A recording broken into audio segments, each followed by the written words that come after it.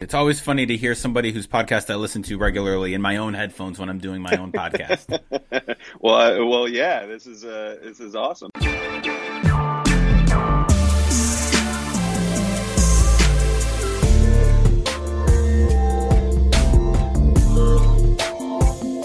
Every writer knows that the best conversations about writing don't happen in classrooms or symposia or any fancy artisanal setting. They happen at the bar, usually after deadline. That's the vibe we're going for here. This is The Other 51, a podcast about writing with me, Brian Moritz.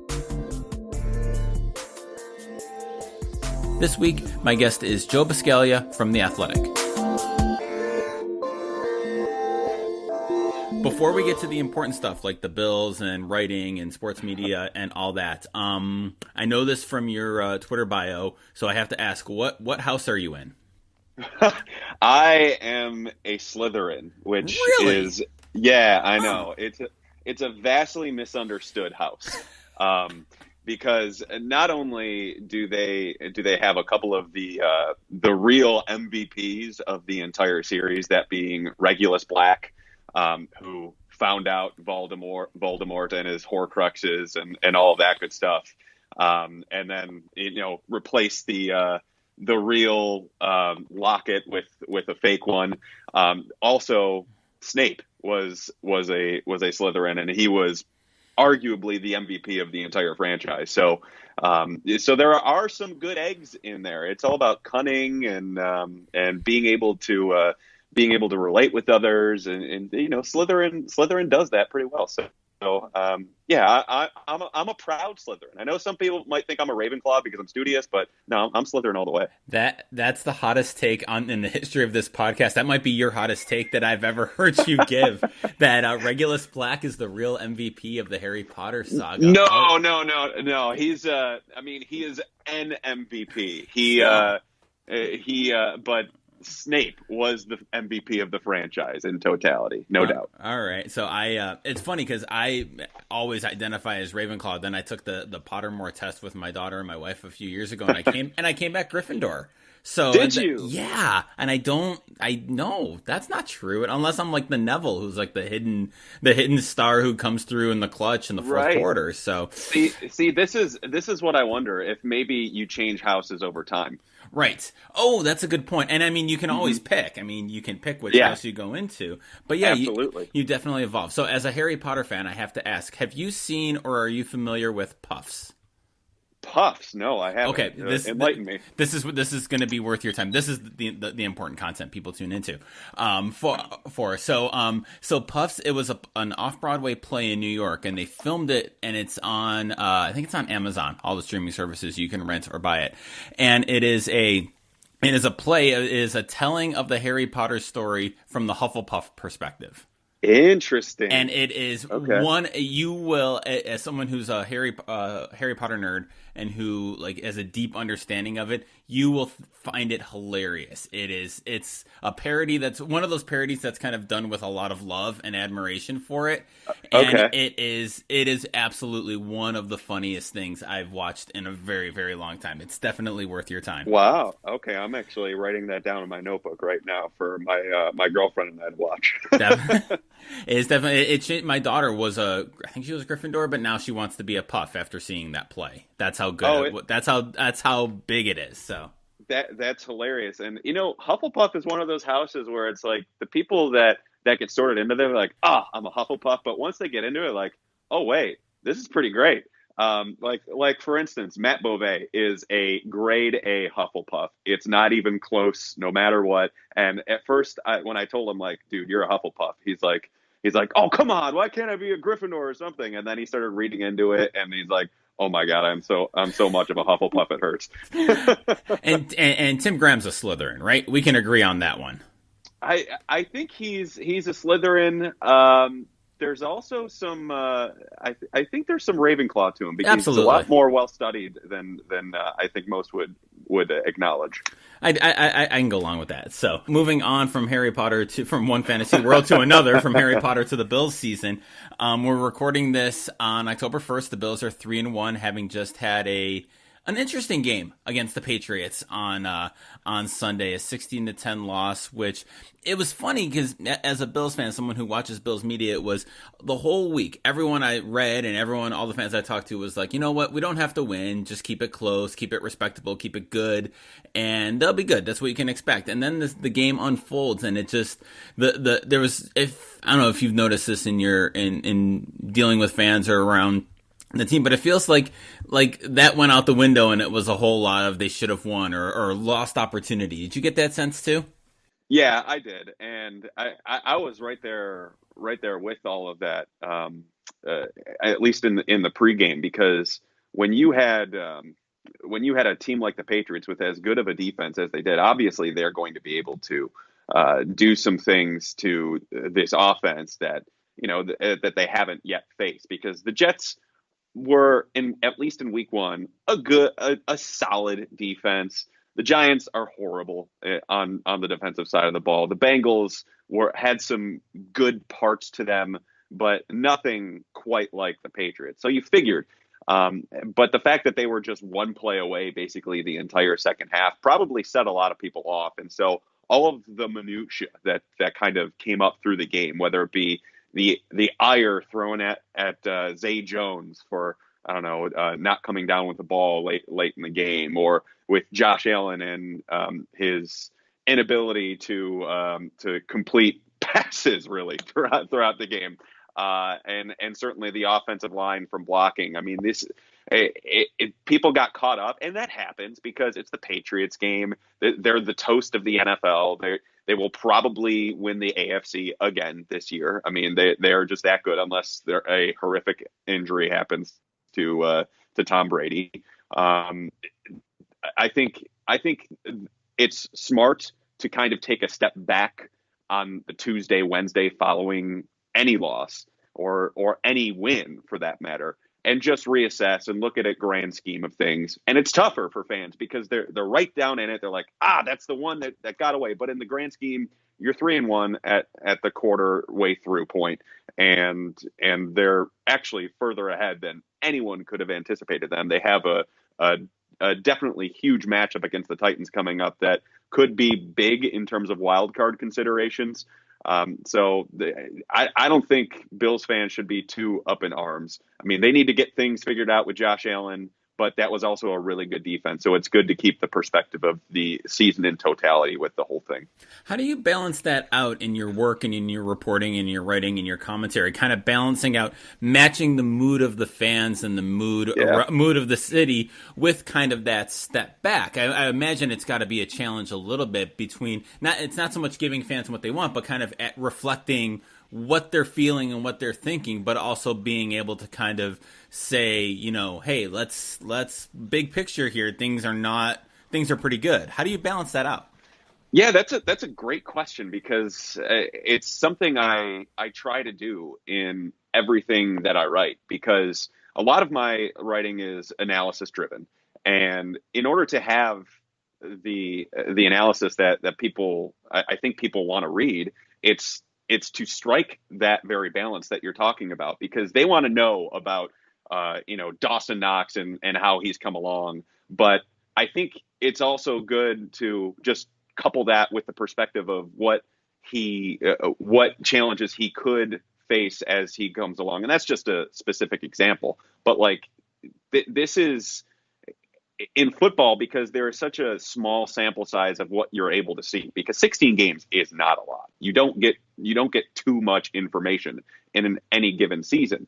But in order to, I guess, adequately dial up what they do and what it means, it's very important to withhold the big picture perspective, because if you get lost in the moment, then that's where you go back and look at your writing and even tweets. Go back and look at old tweets, and you're like, oh God, I want that one back. But in the writing, it's equally as important. And I feel like that has been somewhat of a strong point for me, because early on in my career, definitely, you get caught up in the moment. It's easy to, but take Josh Allen, a perfect example here. That was the worst game he's had since he came back from his injury. However, he's also shown a lot of really, really good signs since he came back from that elbow injury. And so you can't necessarily throw all of those away because of one bad performance against a really good defense.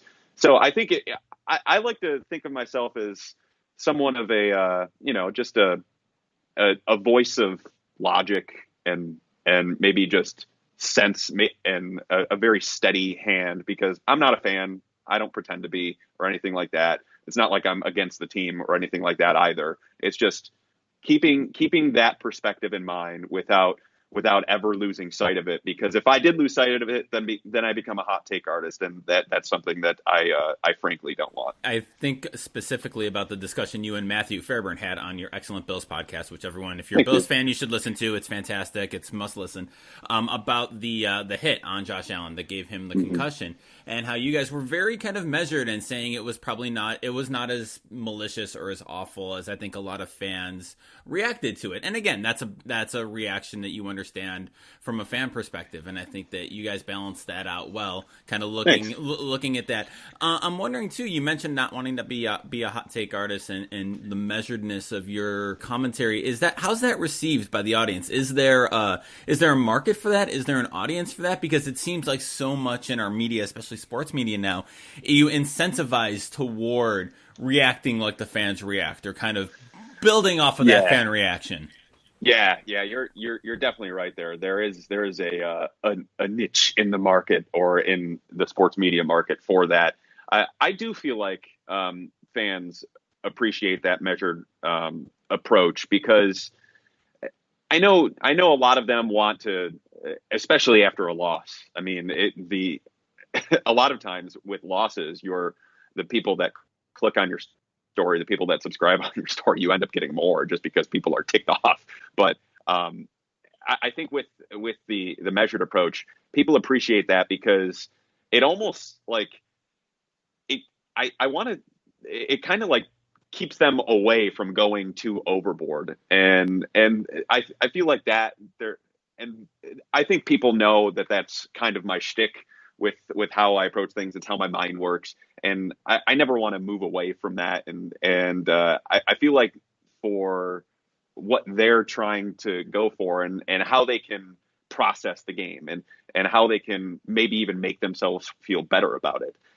Perhaps even though I could be a wet blanket for wins and providing a similar perspective for losses, it's equally as important, because it's like, okay, grand scheme, what's happening here? Take myself out of the moment, take myself out of the emotions, take myself away from those irrational reactions that I have, and go, all right, take a step back and figure out what this team really is. Because in the grand scheme, that's what we're trying to figure out. What are they through 4 games? And no matter how many hits Josh Allen takes, no matter how many bad interceptions he throws, trying to figure out what he is in the context of the entire season is of greater value, I think. And I think a lot of my readers, I would like to think they appreciate that. So we'll see if that changes by the time 5 years down the line comes along. How did you come to that? Because you said earlier in your career you would kind of get caught up in the emotions on it. So what kind of clicked for you? What kind of changed for you to bring you to this perspective? Honestly, I think Twitter helped in this sense, because you a lot of times I don't tweet nearly as much as I used to, especially younger in my career. And a lot of times you look back and you just see the timeline scrolling across, and it's like people feeling like they need to say something definitive, when in fact it doesn't have to be definitive. I think there's a lot of times the gray area exists in a lot of instances, to where it doesn't get nearly as much consideration as it should. And because on Twitter, classic example, it's just, you see it, you're like, in the moment, yeah, I agree with that, retweet, like, smash those buttons. But I think having the step back approach is, because especially during games and football games, everything is so quick. One play does not define who a player was in that game. It's a big reason why I do the film work that I do. And it's funny, I'm halfway through the Patriots Bills game when you called, and just going through and seeing some of the moments. Like Josh Allen was really bad in the first half, but he also had some kind of good decisions that I don't think will get as much publicity. But be it as it may, he still wasn't completely abysmal in that game. And so I think having that gray area and being able to know those things, um, I think what I pride myself more than anything is to be able to make fans look at their team in a different way, and figure out things that they can toss to their buddies at the bar and be like, well, here's food for thought. Joe wrote this, or even if they don't even say my name, I don't care. Just like, I really take a lot of pride in being able to help inform the readers and fans that watch their favorite team every single week and give them perspective that they wouldn't get elsewhere. And I feel like it makes everybody a bit more intelligent. I think it provides more context. I think it helps people connect with their team a bit more because they feel like they're more informed on it.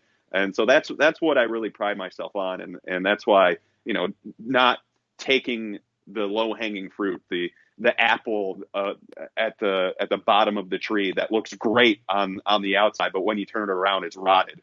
I think that is not doing that whole thing is pretty important and something that I'm glad that I don't even touch, to be honest.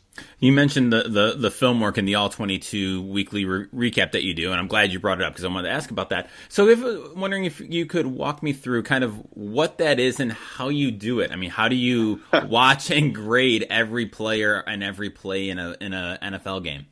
Yeah, so when NFL.com did the Game Pass option, it completely changed how I covered the team because, I think that started around, I want to say like 2013. And I had this idea, and this was before I even knew Pro Football Focus existed, to go through and grade every single player and figure out what actually happened on there, because I didn't feel like I would be doing the job the way that I wanted to unless I knew everything about that team. And so I created a grading system, which essentially is I go through and any given play, not everyone is going to have an impact on a play. That's just logic, because sometimes the ball goes away from them, sometimes they're used as decoys, what have you. But going through the game and assigning them either a plus or a minus for any given play, and then at the end of it, you come through and have so many plus minuses, and kind of like in hockey, the plus minus with the being on the ice, whether you're on a good play or a bad play, but it's much more involved than that.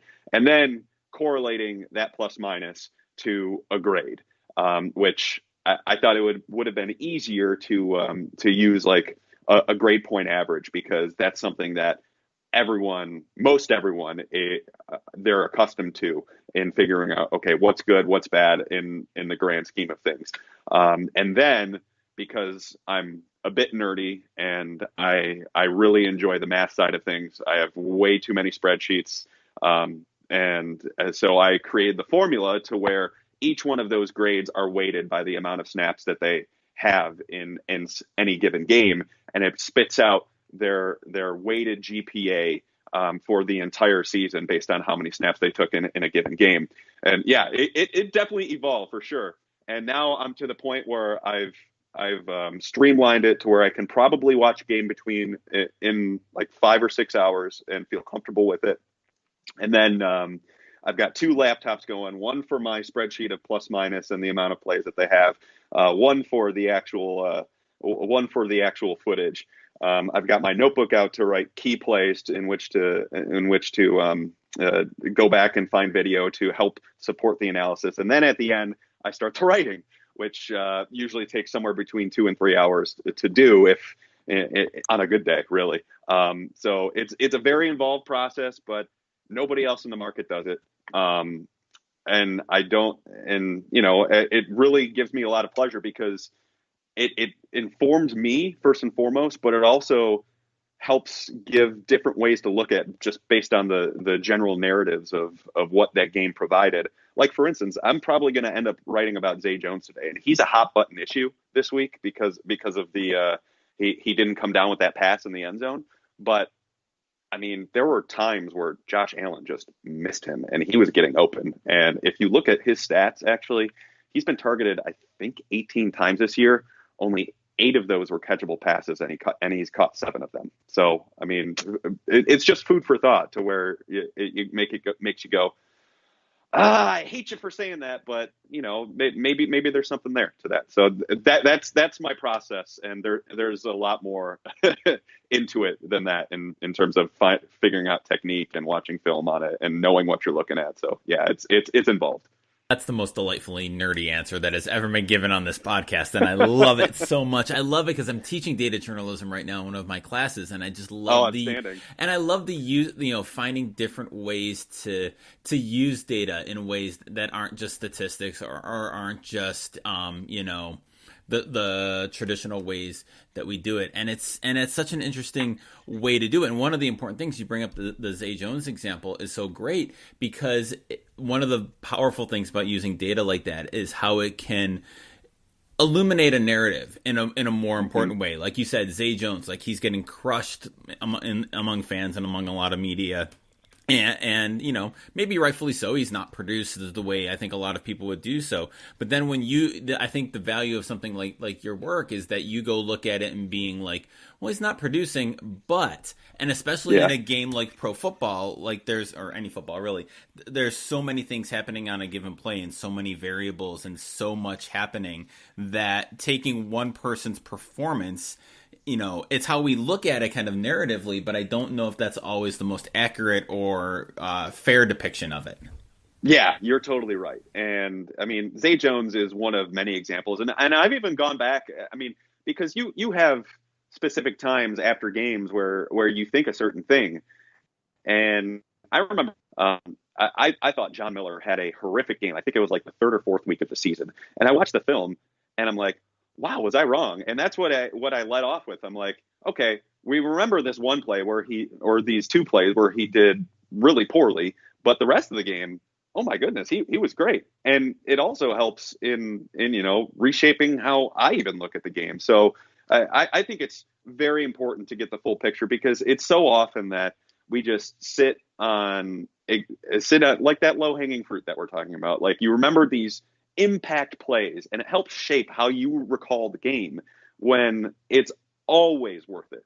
No matter what, it is always worth it to go back and watch and look at it in a different way when you're not in the moment. Take that more measured approach that we were talking about and figure out exactly what happened. Because if you don't do that, or at least just from my perspective, if I don't do that, then I don't feel good about my analysis because I don't feel like I'm providing the entire context of what I do, what I think fans like that I do. And for me, I would, I don't know, I wouldn't like my analysis at that certain point. I am always of the belief to just work, and go beyond what you would normally do, just to figure out exactly what you're looking at, why things happened a certain way, how they can how you can learn things from them, and how it could impact the team moving forward. So that's why it's so important to do this film work. And it while it's for the fans, certainly, because that's my job, I write and people consume. But a lot of it is for me too, because I feel like I have a much better handle on these guys after I watch the film for, let's see, 6 times 16, 6 hours times 16 times a year. And so it's a lot, but it's worth it. So what's been the transition like? 'Cause you were a broadcast guy for most of your career, and in the past couple of months, you're now at The Athletic, which I guess we can kind of call print. It's online, but it's much more of a print kind of model than broadcast. So what's the transition been like for you? Yeah, no doubt. I have had one of the weirdest career paths going, because I started off in radio, and I was a part-time button pushing producer at WGR before I got a full-time gig in 2010. But as soon as I started part-time with them, I kind of piped up with the whole draft thing, and and that kind of became my shtick once they knew that I knew what I was talking about, or at least pretended to know what I was talking about. So so then they started. My boss back then, Andy Roth, had me start writing a ton, and I kept just figuring out ways to find my voice, even as early as then when I was still a part timer. And so while my career advanced in radio, where I was reporting on the Bills every single day, and being the Bills beat guy from 2010 on, I was still writing almost every single day, and that even though the radio connects you to the listeners by all means, and it helped my career kind of take off. At the same point, the writing has always kind of been there, and I feel like with the proliferation of Twitter, where they're not on sports radio and they're not in Buffalo and they're not hearing me, I feel like that's been something that's brought me along as well. And then once I made the switch to TV, I knew well out, and it's not very common for TV folk, sports TV guys, to really dive deep into the writing. And I knew that, but I also knew it was really important to me to not sacrifice who I was as a media person just because I had more responsibilities as a television reporter. And so I made sure to do all the things that I've done before, even add to it, and figure out the whole TV side of things. It was definitely fun in both radio and television, but the writing part of it has always kind of had my heart. And when The Athletic called and wanted to bring me on board, first I thought they were kidding, because to that point I had never had an editor in my entire life, which is wild to think about for almost 10 years. But at the same point, I was like, yes, because what their model and what they're trying to do, and how they give their writers the time, the resources, everything like that.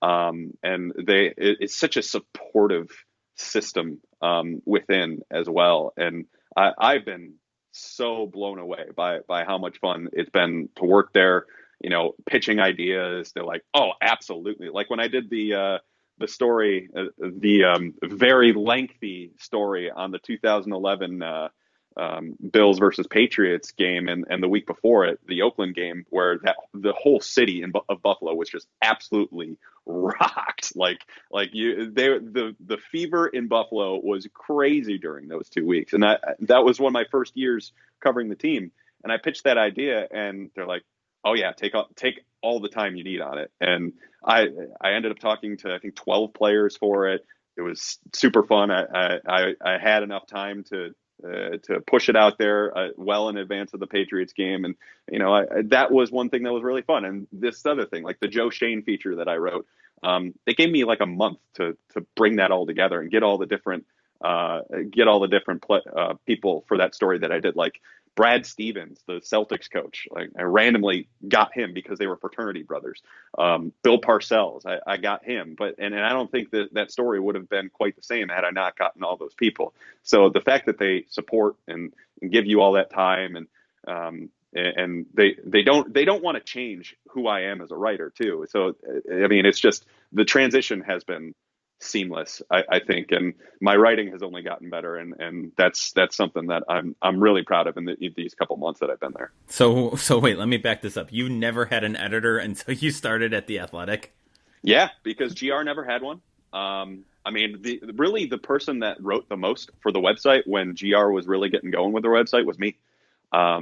And so, it was a lot of just write, copy and paste, post. That was, I mean, of course I would read through it, but there are some times where I'm posting at 4 a.m. and obviously mistakes are going to happen. So it's just like, you don't have that, you're bared. You don't really have that person checking through and be like, oh, okay, I caught this mistake. And the same thing with TV, because I mean, they have all these checks and balances for the video side of things, but for the writing, I mean, no, that was all me. So for 9 years, I had no editor, and I was just I was just flying by the seat of my pants, and I am very glad I have editors now. So what's the transition like? What's it like? What's been the biggest change or transition or positive negative of now having an editor that you're writing for or working with? The positives are that I sound way smarter than I am. I would say that I'm a good, not great writer. And that's something that I've continued to try and get better at, and trying to learn. Pick my editor Hannah's brain. I mean, she's absolutely awesome, and she's so good with feedback and everything like that. And I'm a huge proponent of constructive criticism, because I always want to try and improve what I do, in basically everything. So that part has been absolutely great. There are times where you wish something would get in there that didn't get in there. Like, for instance, I referenced the Code of Hammurabi for my observations, and that didn't make it through. So, but the whole eye for an eye principle, that NFL penalties shouldn't always have. I think that's like the only drawback, where it's like, well, it was probably for the best. But yeah, it's been a great experience. And I also think this too, because I was listening to Bill Simmons' podcast that he had Malcolm Gladwell on, and Malcolm Gladwell is one of my absolute favorites. And they got into this discussion about podcasting and voices and the proliferation of audiobooks and things like that. And it's like the strength of writers is not necessarily in the prose anymore. It's more about how you connect with your audience, with the people that gobble your stuff up. And if you don't have that connection with them, a lot in the same way as podcasts, that feeling of intimacy just isn't quite there with writing. So I almost feel like, with writing, it's always something that I want to evolve, and I want to get better, and I want to learn how to be Tim Graham. But it's something that I know is not my strength right now, and just trying to. And it's weird being a professional writer and saying that, but you also have to be very honest with yourself and figure out what you need to get better at, and that's something that I do. So I ask every guest I have on the podcast this, so I'll ask you, what's the best thing you've read lately? Oh, the best thing that I've read lately. God, the Klemko expose on Antonio Brown was a humdinger. That was incredible journalism from the sports side of things. Admittedly, during the season, I don't get to read as much as I would like to. I am trying the audiobook thing out, and I know my insides are screaming a little bit, but I also wanted to give it a shot, just because I figure, hey, if this is getting pretty popular, try and figure out what all the hubbub is about and things like that. And I'm finger quotes reading that new book by Gladwell right now, Talking to Strangers, and it's very very interesting in the way that how these big events are shaped by maybe a loss of communication and a loss in translation between two people, because of their perceptions and maybe where they don't meet reality. So I think those two things from a sports and non-sports side are two things that I'm really big into right now. Well, to bring this thing full circle, if you're starting to get into the audiobooks, the Harry Potter audiobooks are phenomenal. So I have heard. Yes, I did the re-listen my first year when I was commuting from Rochester to Oswego. I have a long drive, so I did the entire series my first year, 1 to 7, back to back to back, all the audiobooks, and they're wonderful. I mean, the narrator is great. His voice is it's a different way to appreciate the books and the story, and they're just a lot of fun. So I would recommend those if you want to give those a throw. Oh, I'm totally into it. I haven't gone back and read those books in the longest of time. So that might have to be something that happens, especially with all this time on planes that I'll have coming up here. All right, Joe, this has been great. I appreciate you taking the time to talk to us this week. Oh, thank you so much for having me, Brian. I appreciate it.